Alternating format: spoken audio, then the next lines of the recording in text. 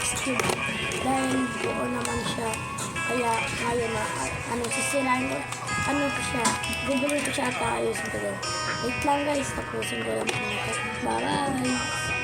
So guys, naayos ko na. Ganyan siya. So, bubuhin ko to. Timer na lang ako. 1, 2, 3, go.